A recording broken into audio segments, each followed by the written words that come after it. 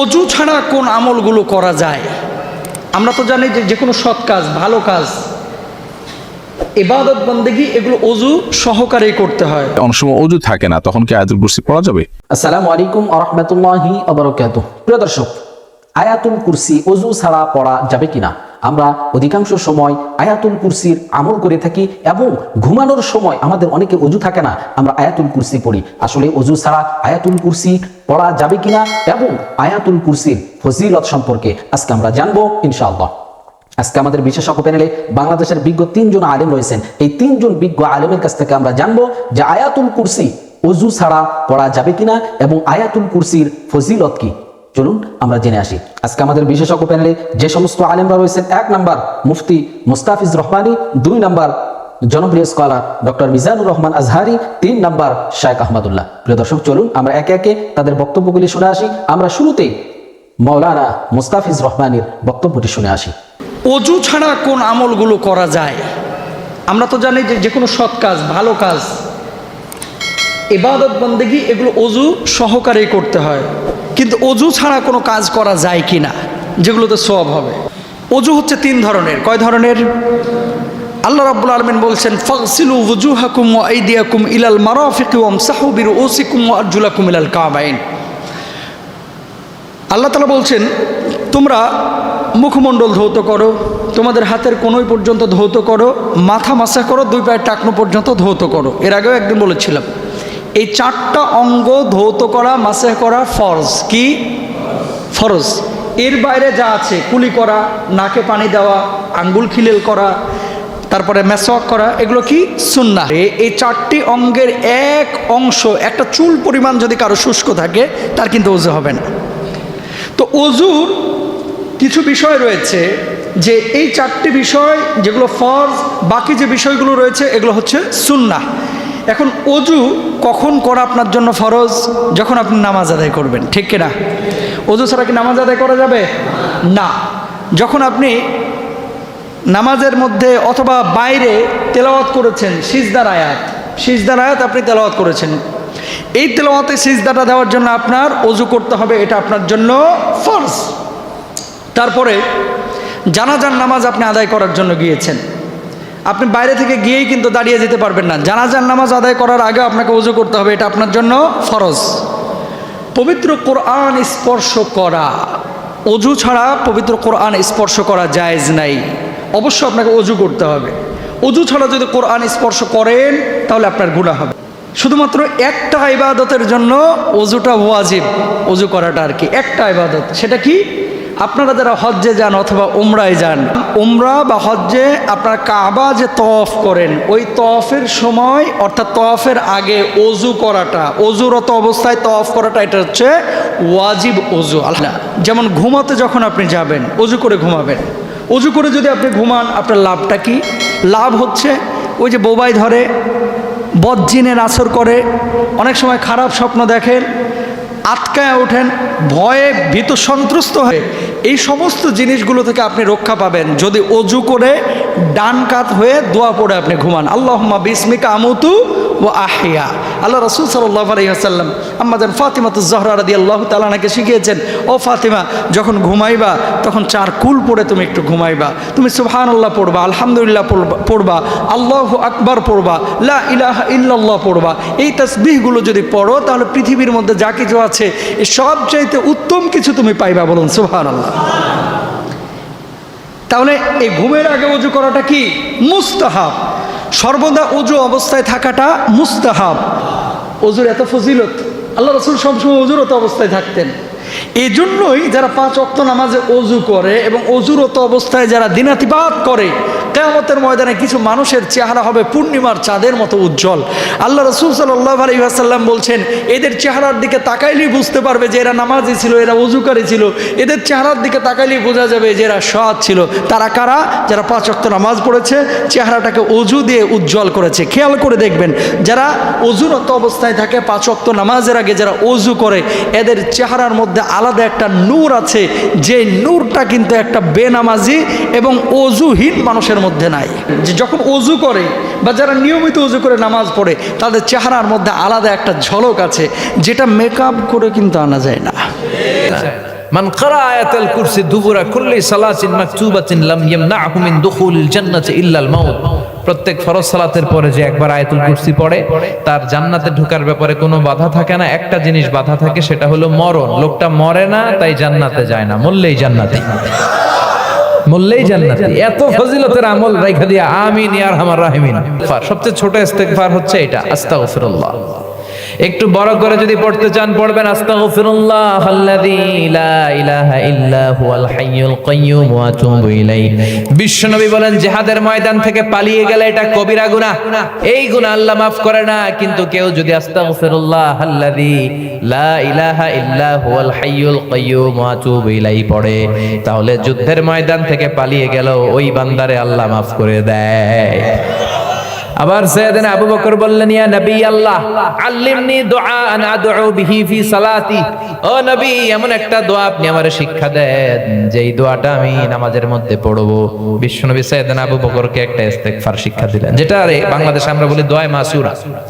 সালাম ফেরানোর আগে কি পড়ি? আল্লাহুম্মা ইন্নী যালামতু নাফসি যুলমান কাসীরা। এটা কিন্তু একটা ইস্তেগফার, তবে সবচেয়ে শ্রেষ্ঠ ইস্তেগফার হচ্ছে সাইয়্যিদুল ইস্তেগফার। যত ইস্তেগফার আছে এর মধ্যে শ্রেষ্ঠ ইস্তেগফার কি? এই সাইয়্যিদুল ইস্তেগফার যে দিনের বেলা পড়বে সে ওই দিন মারা গেলে জান্নাতি, যদি রাতে কেউ পড়ে ওই রাতে মারা গেলে জান্নাতি। সাইয়্যিদুল ইস্তেগফার আল্লাহুম্মা আনতা রাব্বি লা ইলাহা ইল্লা আনতা খালাকতানি ওয়া আনা আবদুক ওয়া আনা আলা আহদিকা ওয়া ওয়া'দিকা মাস্তাতা'তু আউযু বিকা মিন শাররি মা সানা'তু আবুউ লাকা বিনি'মাতিকা আলাইয়া ওয়া আবুউ লাকা বিযামবি ফাগফিরলি ফা ইন্নাহু লা ইয়াগফিরুয যুনুবা ইল্লা আনতা।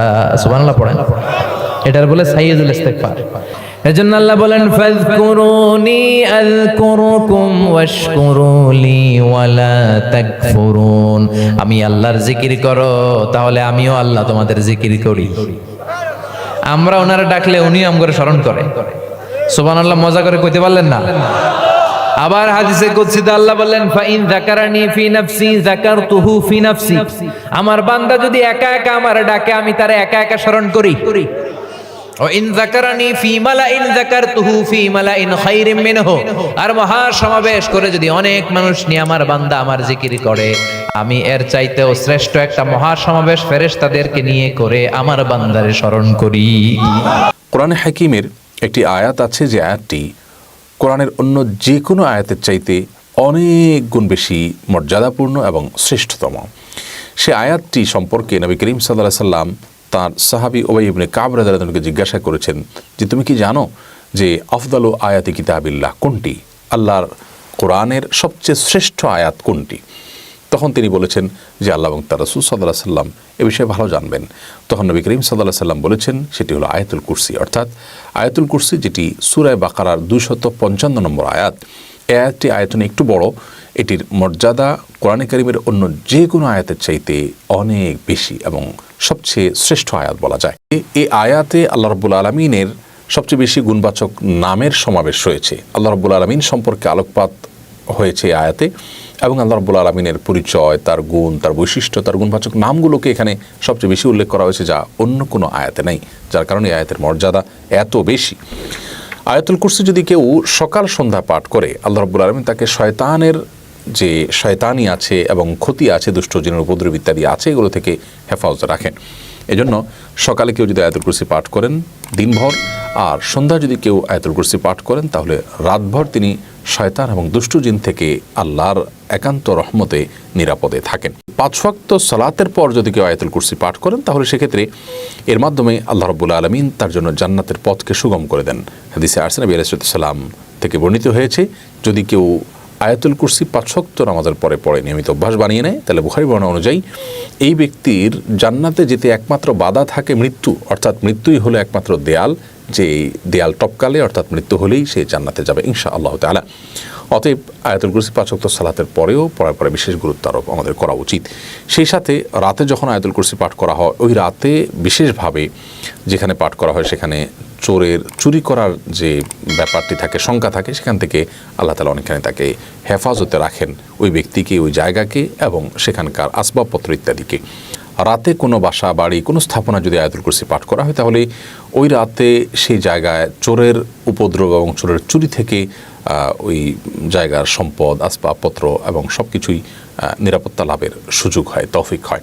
এ মর্মে সহিহ বুখারীর প্রসিদ্ধ যে হাদিসটি আবু হুরায়রা রাদিয়াল্লাহু তাআলা আনহু থেকে বর্ণিত হয়েছে যে চোরের চুরি থেকে রক্ষার জন্য রাতে আয়াতুল কুরসি পড়াটা বেশ উপকারী একটি আমল।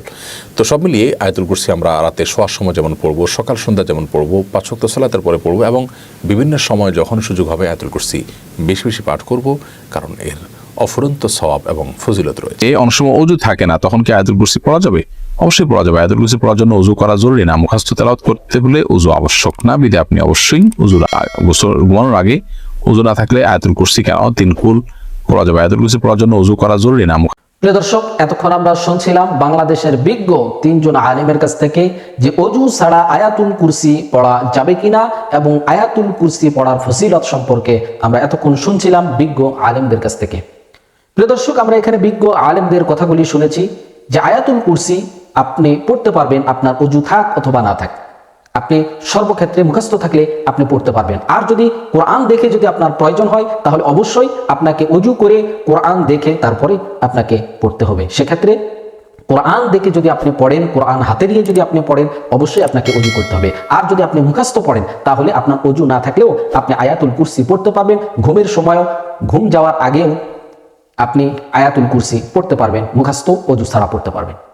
এবং আয়াতুল কুরসি পড়ার ফজিলত সম্পর্কেও আমরা শুনছিলাম বিজ্ঞ আলেমদের কাছ থেকে। আয়াতুল কুরসির এত ফজিলত, বিশেষ করে যে ফজিলতের কথা বলা হয়েছে 5 ওয়াক্ত সালাতের পরে আল্লাহ নবী সাল্লাল্লাহু আলাইহি ওয়াসাল্লাম বলেছেন যে কোনো ব্যক্তি যদি 5 ওয়াক্ত ফরজ সালাতের পরে আয়াতুল কুরসি পড়ে তাহলে সে জান্নাতে চলে যাবে, তার মৃত্যুটা শুধু বাকি, মৃত্যুর পরেই সে জান্নাতে চলে যাবে। বিশ্বনবী সাল্লাল্লাহু আলাইহি ওয়াসাল্লাম একথাই বলেছেন। আয়াতুল কুরসির আরো ফজিলত রয়েছে, সকল প্রকার বিপদ মুসিবত থেকে মুক্তির জন্য আপনি এটি আমল করতে পারেন। আল্লাহ তাআলা আপনাকে সকল প্রকার বিপদ মুসিবত থেকে আপনাকে বাঁচিয়ে দিবেন ইনশাআল্লাহ।